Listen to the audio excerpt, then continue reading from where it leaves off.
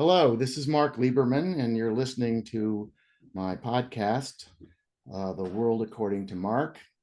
If you're interested in hearing more of it or playing it 2 or 3 times, you can get on Apple or Spotify or your favorite podcast.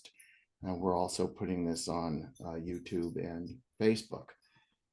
It's been a little while since I've been on air, so to speak, but I decided I really wanted to talk to someone who was knowledgeable about an area of entertainment that I am not that personally familiar with, which is stunt men. I guess politically correct would be stunt people, but I haven't seen it discussed that way.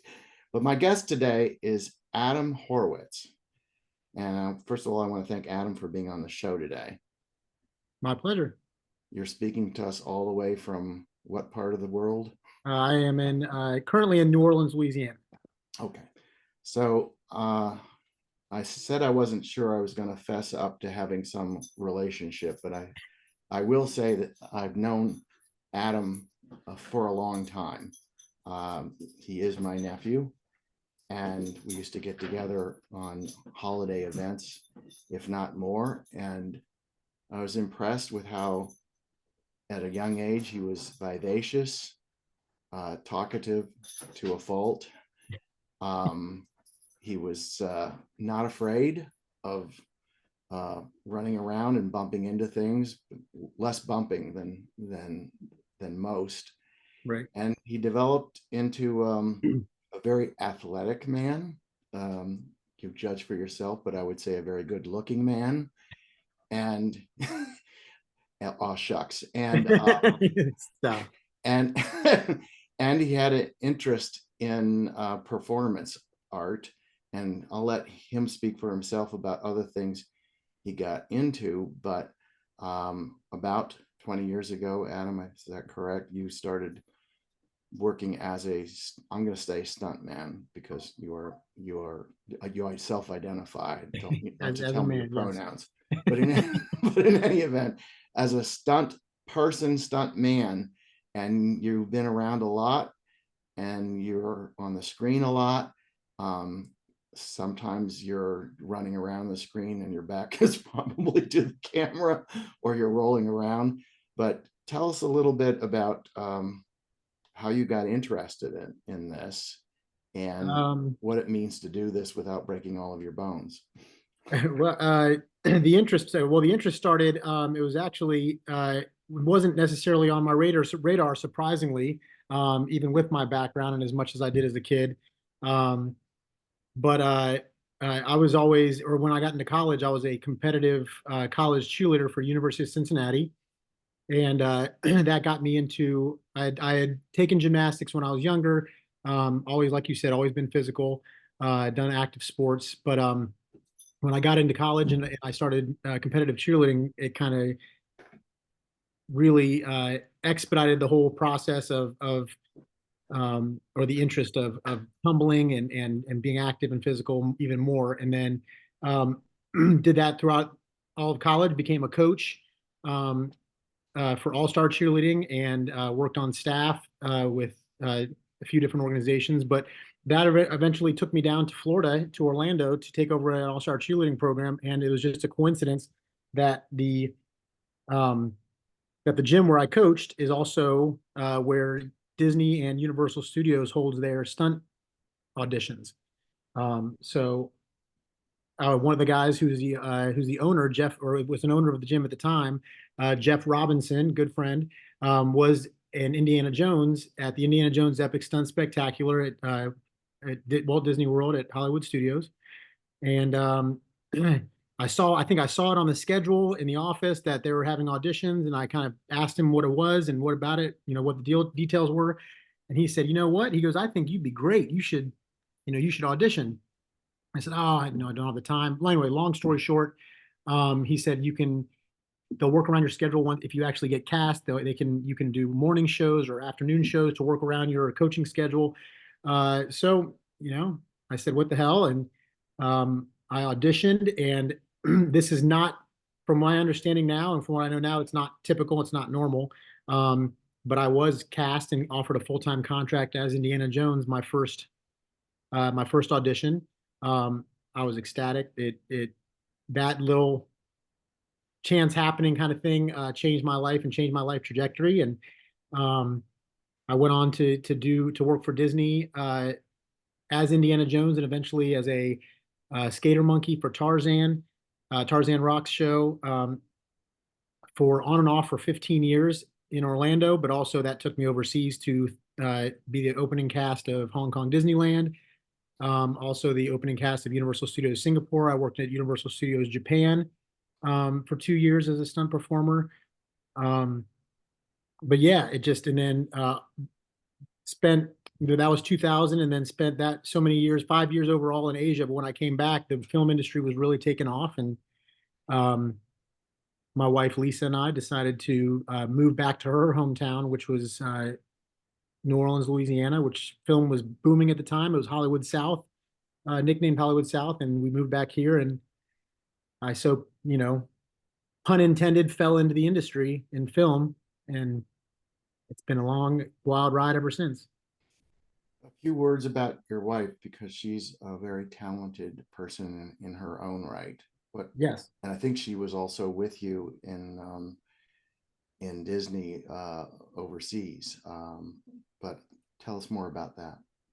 Yeah, she is a singer and a dancer and a performer. We actually, even though we both worked at Walt Disney World in Orlando together, or at the same time, we were never together, had never met. We were at different parks, and we didn't meet until we were both part of the opening cast at Hong Kong Disneyland, and that's where we met. And then ended up working there together for 2 contracts, and then came back. I went to Universal Studios Japan. She went to Tokyo Disneyland, and then which is only a 2 hour Shinkansen bullet train away. So we saw each other. It's 500 miles away, but it's a bullet train. Yeah, it's a bullet train, so 2 hours. So yeah, and then she ended up, while I was still in Japan, she ended up going back to Hong Kong for another contract. So that was only a 2 hour plane ride away. So we saw each other probably 2 times a month, 3 times a month, maybe um, during that time. And then we came back, got married, and then ended up working in opening up Universal Studios Singapore together for a year. Um, all the while she's performing at the same time, and um, yeah, Well, these she's days you're a family man. You have kids, I do. um, and she's probably not doing somersaults or jumping off of buildings or any of that. So her she's not risking her body. But you, Who Lisa? yeah, but you are. No, yeah, I am. She's not. She has she still takes opportunities to perform when she can, small projects here and there. We own an entertainment company, so sometimes she'll perform for our entertainment company when needed. But she has a full-time job of her own that keeps her extremely busy. She works for Varsity Spirit Fashion, selling going back to, she was a cheerleader as well growing up. So she's now selling and designing all-star and high school or school cheerleading uniforms, which keeps her very, very busy. And luckily, it's a work from home type of job, whereas she's home most of the time with the kids when I can't be because I'm working. But yeah, she gets to be safe while I risk. But in all fairness, I don't risk. Like, that's the great thing about stunt work, and I'm sure we'll get into that more in detail as we go forward. But uh, if stunts are being done right, and if we're doing our job right, there is no severe, or there shouldn't be any real severe risk. It only looks like that on screen. So Exactly. let's go into that, and again jump off from, again, no pun intended. Um, you it sounds like, having been a former cheerleader and then a cheerleader coach and into gymnastics, that you were attracted to what you're doing because of the physicality of it, or because of the skill aspect of it, or maybe it was that plus, it's a great opportunity to be in the movies and be on stage, and you don't have to memorize 1,000 lines. There was never a point that early on, or even today, where you said, I don't want to do the stunt stuff anymore. And as you said, we will probably get into this later. You're not you're not known, you're known within your industry, and you're known by your colleagues who are also in the business that you're in, but you're not Ryan Gosling, but you possibly could be. But in any event, what? We wish. So where did you? Why was it the what about the physical aspect of it as opposed to the speaking parts, singing parts, and so on and so forth? How did that work out for you? Well, to be honest, I actually, when I was in high school, I was in musical theater. I worked for I performed for a bunch of for a great organization called Muse Machine, which I don't know if they have. I know they don't have throughout the entire United States, but I know certain parts, especially I think in the Midwest, it's pretty prevalent in schools and stuff. But I did musicals that were real city-wide musicals, 100-person cast, like they auditional. Anyway, point is that I loved performing at a young age. I loved acting. I've always enjoyed acting, but I also love being physical and love doing that sort of stuff. And strangely enough, my first ever role in a Muse Machine musical, it was in Peter Pan. I was a pirate for Captain Hook on Captain Hook's pirate ship, and I can't visualize you as a pirate. not at all. Yes, I can. but the director knew that I was a tumbler and that I could do I had certain skills.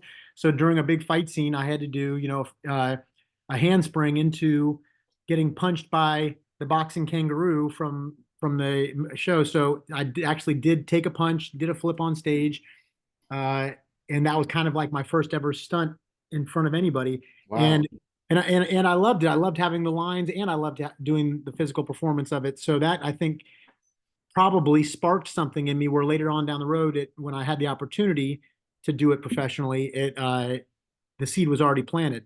So if given the opportunity, look, I'm one of and I can't speak for all stunt performers because I know there are tons of stunt performers out there, and I probably even maybe the majority enjoy being that physical person that has no lines whatsoever. I have a couple close friends who have told me, like, I do not want to deliver any lines. I don't want to do anything but do the action.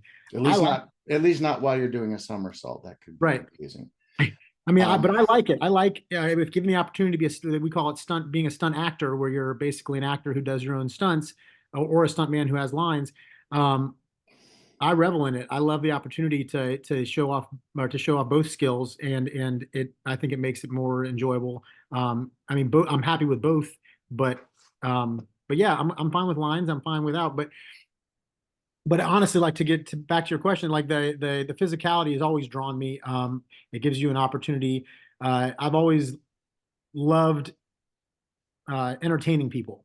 I love bringing joy to people. Like, that's one of the things that really got me in live shows too, which you actually miss out on when you're on camera, because you don't get that immediate gratification or instant gratification of having the audience, the audience applause or the audience gasps or whatever. And that's, I could be having the worst day in the world, and I'd go step on stage at the Indiana Jones show or the Tarzan Rock show or whatever show I was doing in Asia, whatever, and I immediately start performing, and you get the audience feedback, and your day changes. Your day turns around, or you go up and you sign autographs for a little kid who's been waiting to meet Indiana Jones his whole life and make his day, and I mean, there's nothing like that. And you miss that in film, but you also know you're creating a product that people are going to enjoy, that's going to bring joy to tons of people, and I think that's more fulfilling to you. Fulfilling to me. Or yeah, they're both fulfilling, but it's just as fulfilling to me to know. I mean, perfect example is I just last week we took the whole family to go see Harold and the Purple Crayon, which is a project I'm very, very proud of, that I filmed 2 years ago, where I doubled the amazing Jermaine Clement. He's a writer, producer, actor, director, man of many hats, but he's extremely talented, funny. He played the main bad guy, Gary, and I took the kids to see it. It's a great movie for the family, and it's funny, it's enjoyable, and just to see how they all reacted and how the audience reacted to watching that movie it brings back the live show, you know, uh, fulfillment. So you get to see the product you're putting out. So let me take you back a little bit, and then we'll start talking about some, present days, what it means to be in your profession. Um, you had the physicality and the skill to do cheerleading, and I don't, true admission, I don't watch a lot of cheerleading. I I didn't go to that. I was studying. I didn't go to that many football games. Right. And if I was looking at cheerleaders, and I'll qualify my remarks, I was looking at female cheerleaders, Right. which were much bigger in my day. Right. I'm a few years older than you, um, but you have to learn stunts, which are different, although there's a crossover than cheerleading skills. Right. Did you have to go to a quote stunt school, or did you just simply get trained or observationally trained and get pointers and how to do it by people who had been in the business for a long Right. time? Good question. I was lucky, very lucky. There were very few live shows out there in theme parks um, that translate well to film and give you the great skills you need to continue doing basically any kind of stunt work. Um, Indiana Jones is one of them. Another one is Waterworld, the Waterworld stunt show, an amazing stunt show at Universal Studios.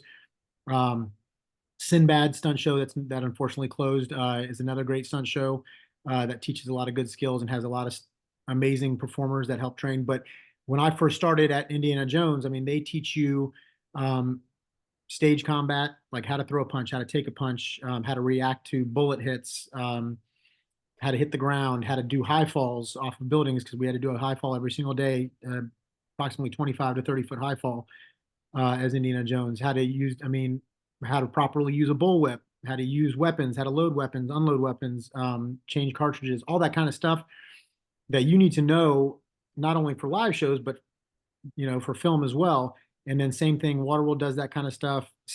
Sinbad, we learned how to sword fight as well as hand to hand and all that stuff. So they're amazingly skilled guys who are both in live shows and in the film industry who were working at the Indiana Jones show at the time. And yeah, they trained us well and they got us prepared. And then in our own time, we're practicing, we're working on our craft constantly on a day-to-day basis. In between shows, on our days off, we're doing whatever we can to make ourselves better.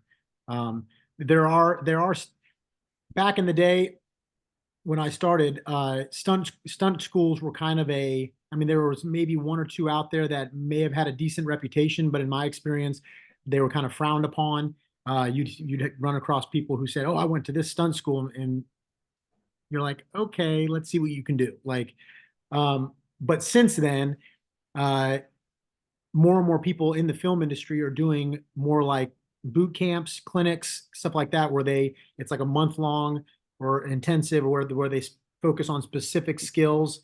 There are a couple great guys out there right now that are running some out of Atlanta, and we've had some here in New Orleans. They do some in LA, stuff like that. But those are now have become a lot more reputable and a lot because there are reputable people in the industry doing them and putting them on. So that is the route. But most people that I know that are in the industry have, yeah, or at least that came up with me were from live shows. A lot of people were from live shows, which actually used to be frowned upon as well, because Hollywood coordinators didn't want anything to do with live show guys because they thought they were either too, I don't know exactly what the stigma was, too dramatic, overdid it.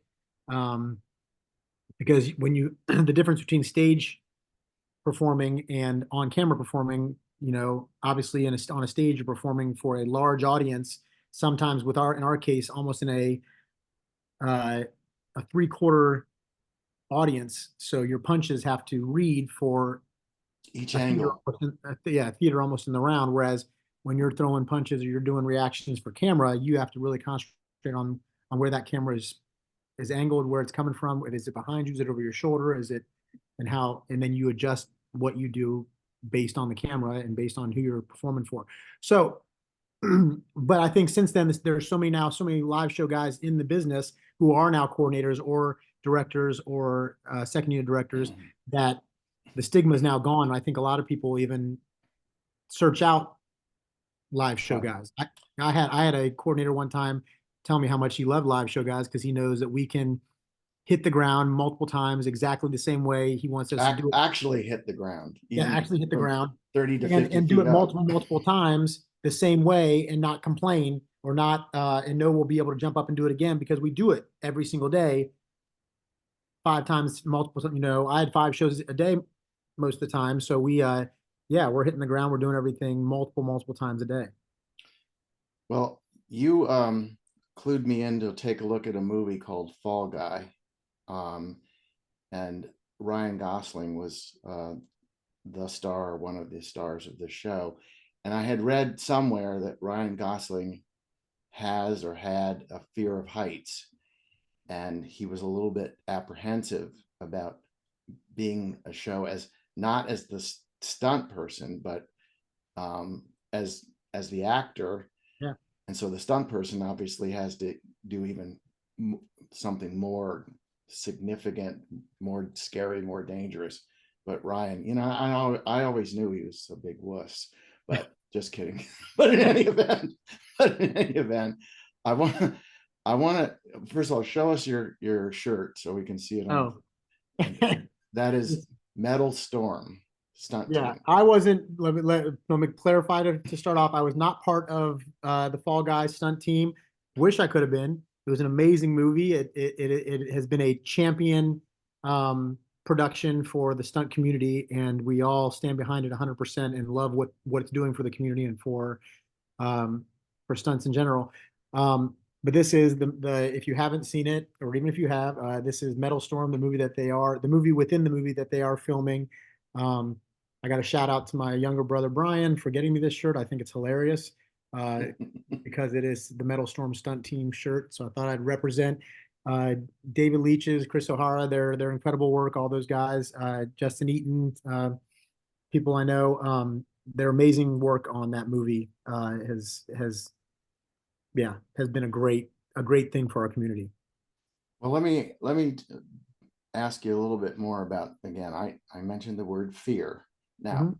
when you were talking about the sorts of things that you learned and did early on and are still doing, probably using a sword, using a knife, taking a bullet, um, pretending to be punched, but not being punched, but making it look like you were punched. Those are things that are, a part of acting. Mhm. But there is an element of of danger, of risk. I mean, first of all, you could do just a regular gymnastic type stunt and still injure yourself. I mean, 100%. look at all the people in the Olympics that injured themselves, and Yeah. they weren't acting. They were just trying to get to the finish line or not fall off the balance beam. But there are things that you do, and I mentioned Ryan and his apparently fear of heights, but you have to do things that put you at significant physical risk of hurting yourself and worse. And how do you do that? Why do you do that? What, I mean, that you can't always have a hook in the back with a wire that you can't see. So I'm guessing that there are just real opportunities for you to hurt yourself. So tell us, have you ever gotten significantly injured? Have you ever, not been able to walk away from a stunt? Well, You I had, will say, luckily, knock on wood. Luckily, knock on wood, I've never had an injury where I have not been able to walk away from a stunt. I know people who have, and I know people, yeah. But look, there's always going to be an element of risk and danger in everything that we do. Oh my God, I think I just quoted a line from the Indiana Jones show. But uh, but if we do, we have to trust in our coordinators. We have to trust in our riggers. We have to trust in our fellow stunt performers that are in the scene with us, the actors sometimes. that are in the stunt or in the scene with us, to have properly prepared and eliminated as much risk as possible in rehearsing. We do a lot of rehearsal, we do a lot of prep, we do a lot of checking and double checking and triple checking our stunts before we do them to make them as safe as absolutely possible. And then on top of that, it is our responsibility individually as a stunt performer to be our last line of defense in safety. So you can trust your people around you as much as you want, Right. and as much and as you should if you're working for them, and with them. But ultimately, your safety is your own responsibility. So it's my responsibility if I know I'm doing a wire gag or if I'm doing a car gag or something like that. It's my responsibility to check all of my equipment to make sure that my equipment, my pads, my jerk vest, whatever I'm wearing or using, are all properly maintained and in working order. And then also checking the stunts, checking the surroundings, checking everything. Like something small as you take a bullet hit and you hit the ground, even padded or whatever, but you have to hit the ground.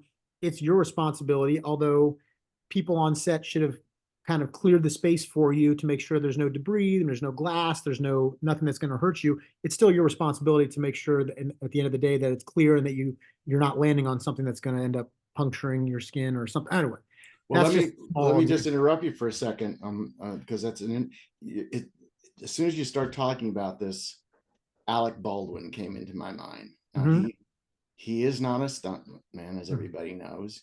He is an actor. Everybody, who has a television screen or a radio knows the basic story. He had a gun.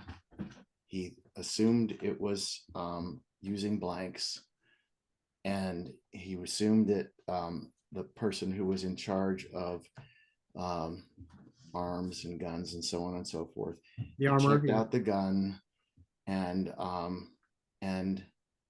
he killed someone. And I'm not saying that in a legal sense.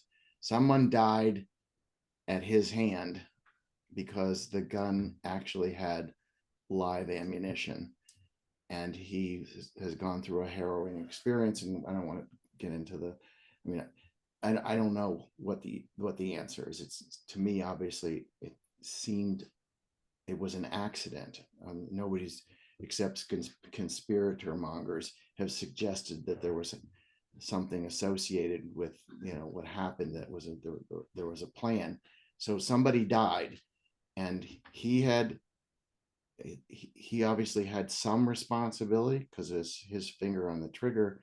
Whoever was handling the guns and the armaments and the bullets and all that had responsibility. And then there's broader questions about but we don't have to go into it. Why was there even live ammunition anywhere within 50 miles of where the movie was shot? So I don't know the exact specifics. I haven't read the exact report on what the ammunition was.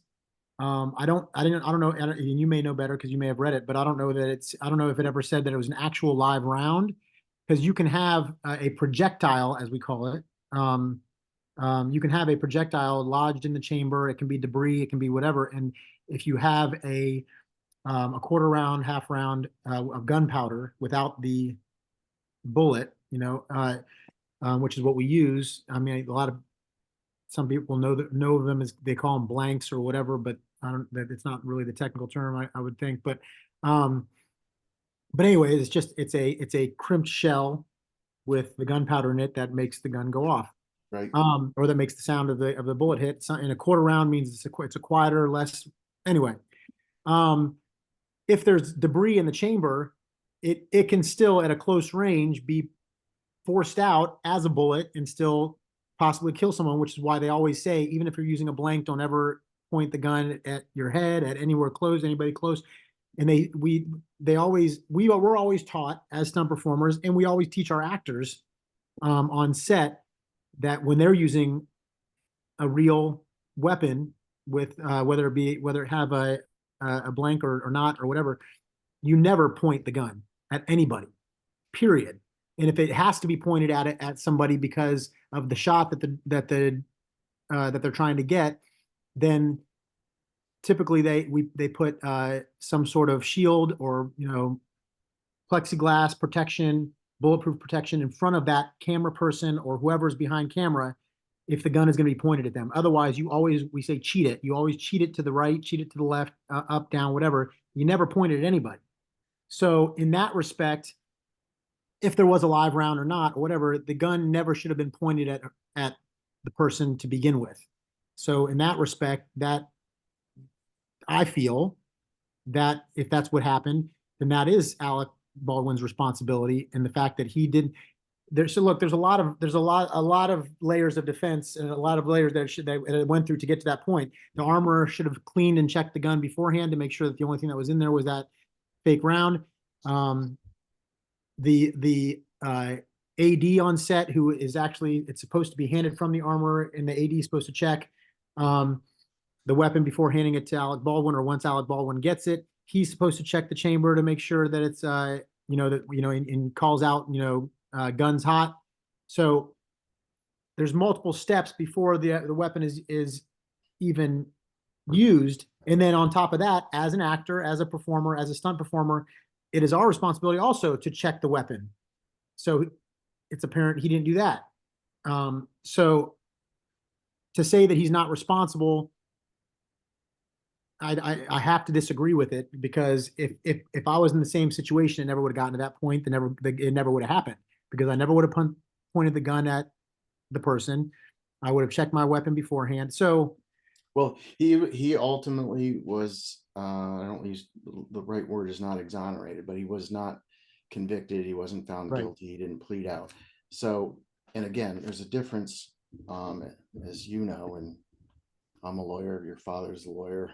There's a difference between being responsible for something in a certain way and being criminally responsible. Right. Do I think he intentionally did it? Absolutely not. Or even recklessly, or even what would amount to a second degree or third degree, or even just a classic tort.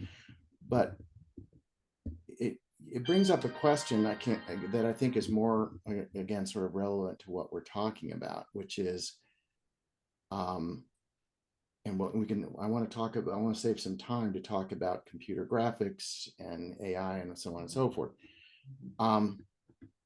If there's going to be a scene in a movie, if there's always a scene, except for romantic comedies, there seems to be always a scene where there's a bullet. Right. That's hyperbole, but if there's going to be guns and all of that, why?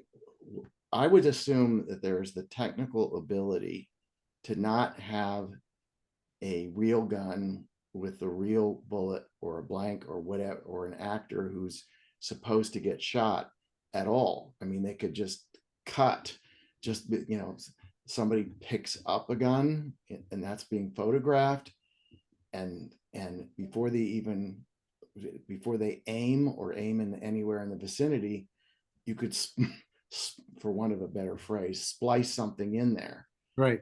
But nobody's doing that. Well, since the Alec Baldwin incident, strangely enough, they have, at least the shows that I've worked on since then. I honestly, like, thinking about it, I don't think I've used real weapons since. Everything's been, so we'll get that, we'll add it in post. They're gonna add in the muzzle flare in post.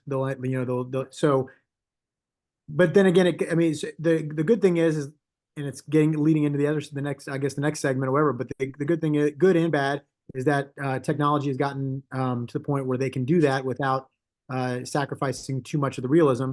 But those diehard, those are old school people and people, and I'm honestly one of them. There's to a certain extent, like you can't replace the look of real action with CGI, with AI, whatever. So I don't know that it's, and I think they've gotten to the point where they're like, you know what, it's not that big of a difference to have real muzzle flare as opposed to CG or CGI muzzle flare or VFX muzzle flare, and it's not worth the risk. So I think that's kind of where they've gotten to at this point since the Alec Baldwin thing. Yeah. I'm going to ask you a question, which neither of us really prepared. I knew you could talk easily about this, and I can always ask 1,000 questions.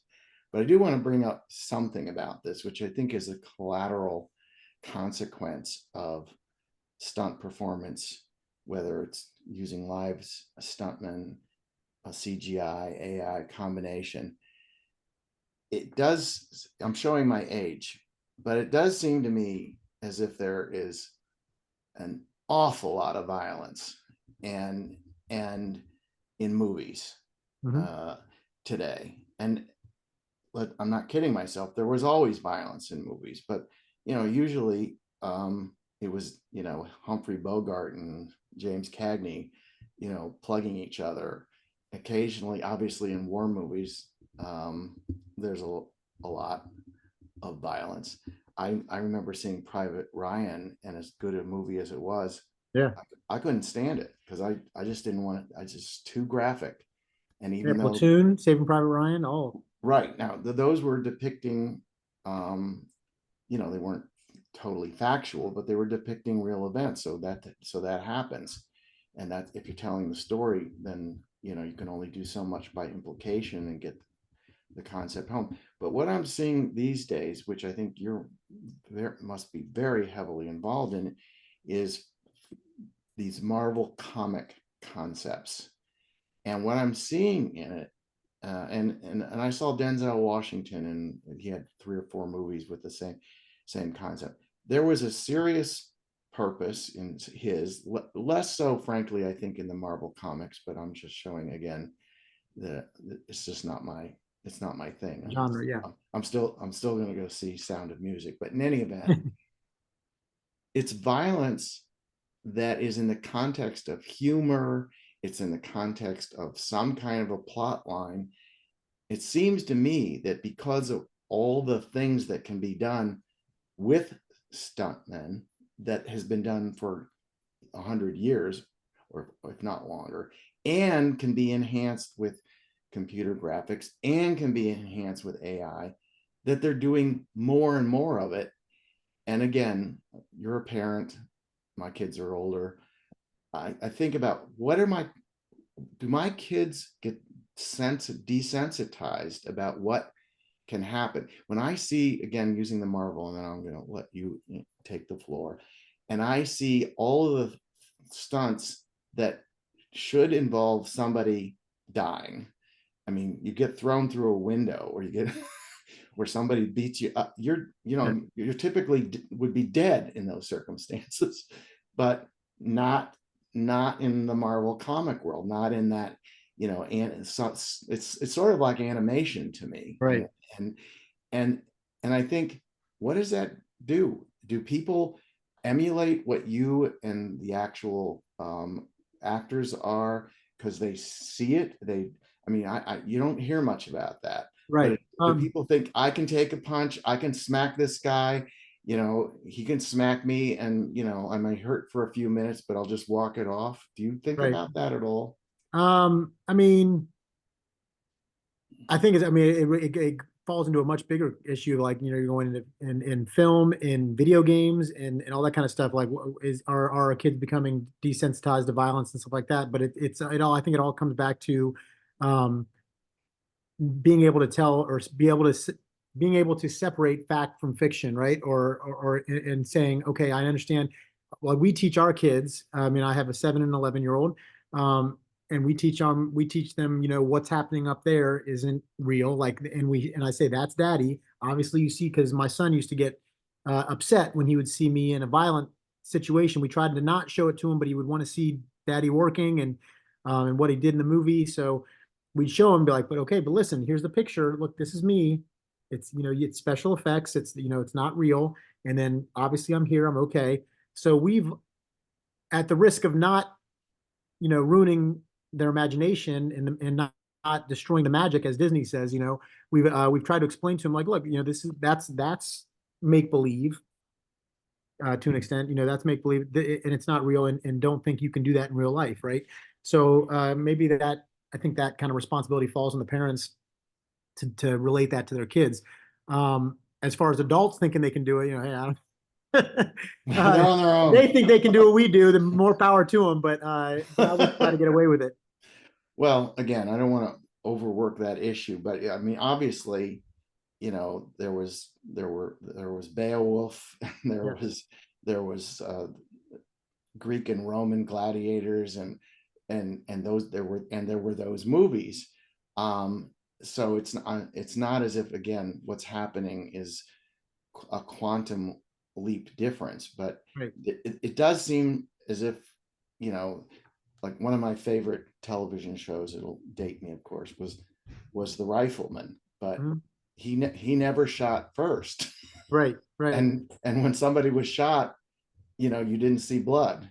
right. Well, I mean, I think I obviously, yes, the technology and the ability for us to be able to do more as stunt performers, now that things have become more safe, and we've developed more techniques and equipment and everything like that to allow us to do bigger and better stuff. That's always, I mean, we're going to continue to want, like, obviously the directors and the producers and the writers know we can do that stuff now, or sometimes they'll even come to us as stunt performers and be like, hey, we've got this idea, and this is what it looks like.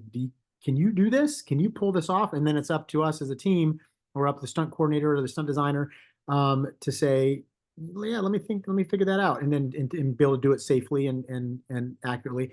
So our ability to pull that stuff off now, it has obviously greatly increased from years ago. But I mean, look, you go back to the Godfather of them all, Buster Keaton, and if you watch his movies, Yes, that's the all house falling practical. down. Right. That's all he's doing, all that, and that's unbelievable. Like, I couldn't imagine doing a small fraction of the stuff that It's he true. did. And Harold Lloyd Yeah, that had it's some it, fingers missing on one of his hands was it's actually unbelievable. climbing up Yeah, the side of the building. I True. still go back and watch. I mean, I have friends of mine who, like, will still put Buster Keaton movies on and go, and like, we're just sitting there in awe and just like, God, dog, how did he do that? Like, he's got no wire, he's got no, some of the Well, stuff he does is unbelievable. So let me ask you about this. And in terms of the protective things that are done, you mentioned a few things that are done, but when somebody is jumping off a building, I'm guessing that, unlike you when you were a child and you jumped off your roof into a pile of leaves, because you told me that before we got yeah, on, if you're actually supposedly jumping off, a 50-story building, there's something is holding you up. yeah. I mean, Wires. it varies per height, and depending on how high the stunt is and what you're doing. Uh, Up to a certain extent, you're jumping no strings attached, into an airbag, or if it's lower, then in an airbag is a giant, exactly what it sounds like, a giant bag filled with air that, as you hit it, the air disperses, to allow for a nice cushion soft landing, and you don't, ricochet back up.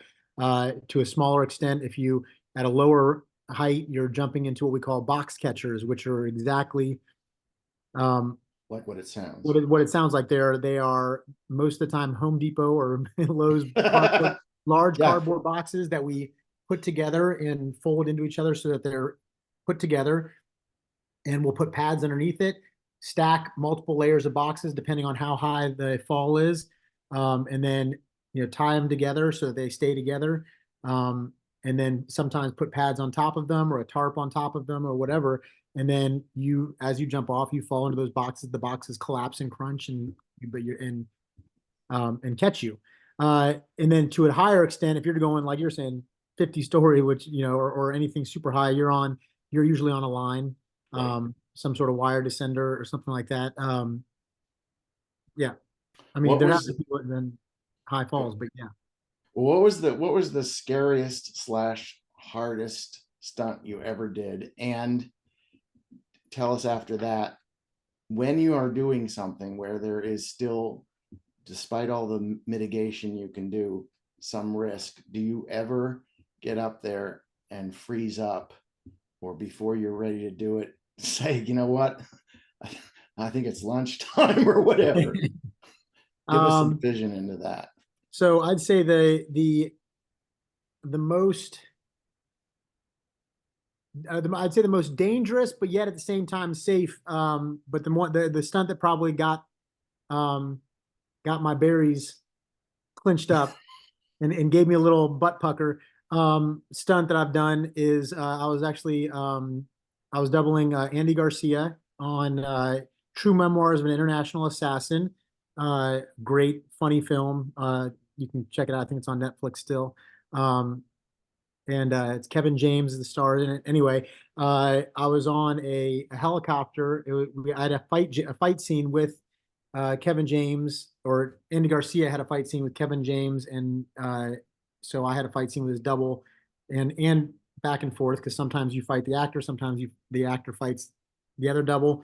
Anyway, some of it was filmed on a green screen in a studio in Atlanta, but about a bunch of we spent about a month in the Dominican Republic filming, because we were um, a guerrilla army, Colombian Okay. army force, whatever. And so we were in the jungle in the Dominican, and we actually had to film the fight scene in the helicopter, 300 feet above the jungle canopy, um, open sides. I believe it was a Huey, and we're going back and forth, punching each other, In the sides helicopter, the helicopter's swirling around. rotating and spinning around. So the G force of, or the force of the helicopter spinning and dipping and moving around while we're fighting, because it's basically the pilot's been taken out.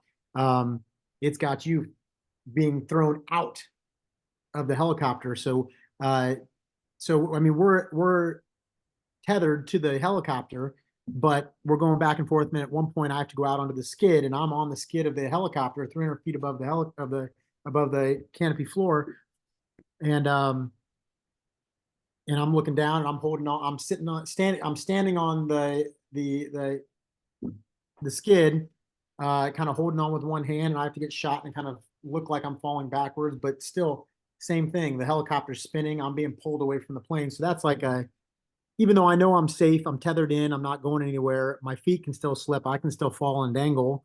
Well, the Uh, helicopter can fall down. Fall. and yeah, the Yeah, helicopter there's, could. there's always that issue. I trust the pilot. I Yeah. mean, I don't offhand. I don't remember the pilot's name, and I should, but I do remember. I believe he was a Red Bull competitive helicopter pilot, or something to that extent. The guy was top notch. I had no worries whatsoever. But I mean, yeah, that's a pucker moment, and but the thing is, look, I'm never going to go up and do a stunt, and get to that point where I'm like, I'm not going to do this. I'm not going to even go up and get to the point where I'm going to attempt it if I don't feel safe. I'll stop it way before that point and say, look, how can we make this? And that's the responsibility, like I said, of the stunt performer and of the coordinator and assistant coordinator, whatever, to say, look, this doesn't feel safe. Let's figure out a way to make this more comfortable. If I don't feel safe, I'm probably not the right person for the job. If I don't feel I can do it. And that's a big part of being in stunt work, is that when that coordinator calls you and says, hey, I got a job for you. This is the stunt. This is what we want you to do. It's your responsibility to be able to say to the guy, yes, I can do that, or no, I can't. Because it is a no, an industry no. You do not tell a coordinator you can do something that you do not have the skill to do. You don't say, yeah, I can do that. And then between now and the time you film, you're going and learning that skill. Nope. That's the easiest way to never get hired again, to mess up, to put people in danger. And you don't do that. Well, needless to say, nothing that you do in your world is something that I would ever imagine. A couple of weeks ago, I did something that was like really scary. I decided to dive off of a diving board for the first time in 30 years. And when I got to the edge of the board, I was still asking myself, do I really want to do this? So I think kudos to you and your colleagues in the business, because I think it's scary as heck. I'm going to lead into a topic I know we wanted to get to, Yep. and we're getting closer to the end. But first of all, I want to recognize again Adam Horwitz. Your company name, your website. We'll do it one more time at the end if I save enough time. How do people find out more about you and what you're doing and the movies and live events that you're in? Well, as far as film and what I've done and what I've been in, I mean, IMDb is always the best resource to find out anything related to who's in what movie and what they're doing and what they've been in and stuff like that. So you can always check out my IMDb page, and it has all of my credits and the film or the TV shows and films that I've been in. Um, that's the best ways. You can always follow me on Instagram at Stuntwitz. It's STUNTWITZ. That's my company, Stuntwitz.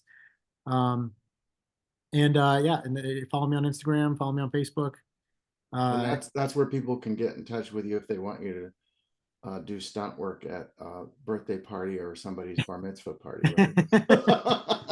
Don't tell me you haven't done any of those.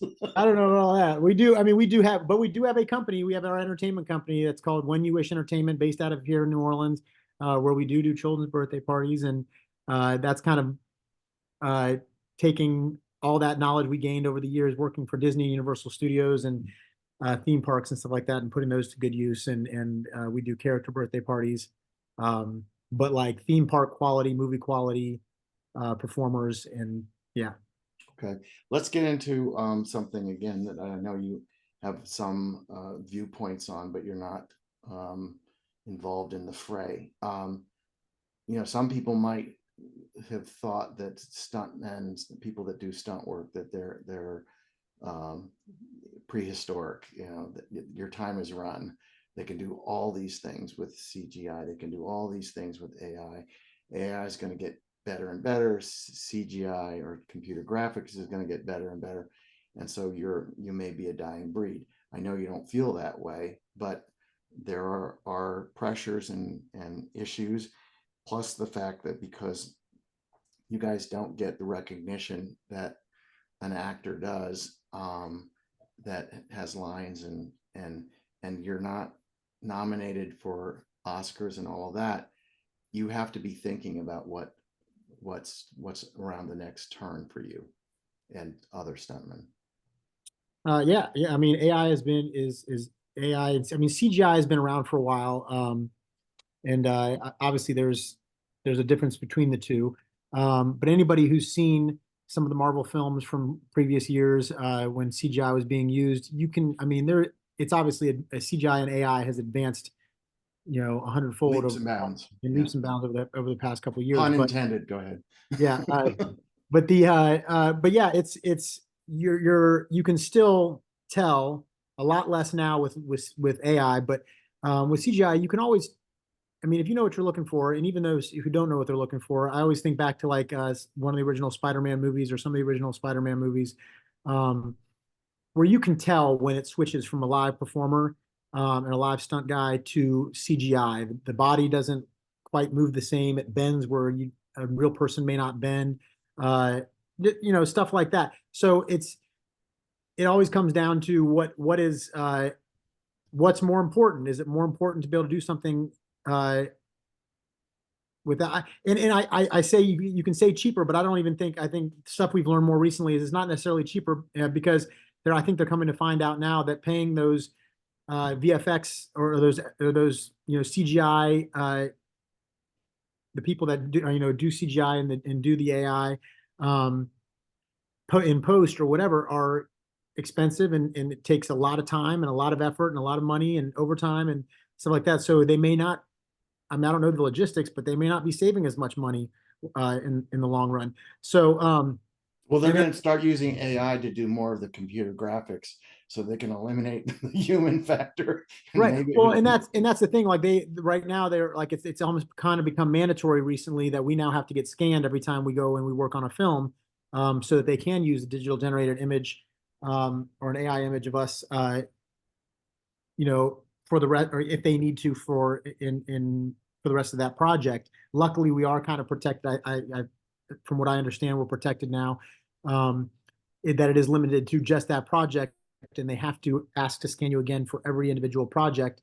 So it's protected by some sort of labor agreement? By our contract, yeah, our negotiated contract. But I mean, but stunt performers are protected, I think, much less than actors, and we didn't quite get the protection that we needed, because now like an actor can elect to go in and be scanned themselves, and then they can use their scanned image to perform stunts via AI and stuff like that. Thus replacing the stunt performer for. I think it's going to be more for those day players that need stunt doubles, as opposed to the star actors like the Ryan Goslings like that. But I also think that that's one of the reasons that they kind of made the Fall Guys. They want to show the importance of having actual stunt performers, and how I think it's gonna eventually get to a point where it's gonna have to be like AI is not going away. It's gonna have to get to a point where we're gonna have to figure out a way to work hand in hand, because I don't think you're never going to get from AI what you get from real performers, right? You're never going to get the realism. You're never going to get the emotion. And in stunts, people say, "Oh, well, do you need to see emotion in stunts?" I mean, yeah, there's certain things that you like that you put into your, especially if you're one of those. You're not a stunt double, you're a stunt performer, in a scene, and you're going up and you're attacking, let's say, the lead actor, and they want to see that look on your face as you're fighting them, or that pain or that anguish as you're dying or whatever. Like that stuff you're not going to be able to, I think, replace with AI, because AI, although it can learn emotion, it can't, it's limited, I believe. So, but then there are other benefits, because whereas in the past when you're doubling somebody, you have to hide your face, you have to you can't shit, because you're obviously, they don't want to see that it's the stunt performer. More recently, in the past, I think, maybe even decade, if not maybe a little bit less, they're able to do like facial replacement based on technology. So the stunt double, although they'll put dots on their face, and they'll go ahead and they'll just do all the action, and then they can actually replace the stunt double's face with the actor's face. So I mean, so there, in that respect, it might give us more work, because they're like, oh, well, we don't have to worry about him hiding his face. We can actually use the actor or the stunt guy, not the actor, and don't allow the actor not put themselves at risk for that specific stunt where they need to see his face.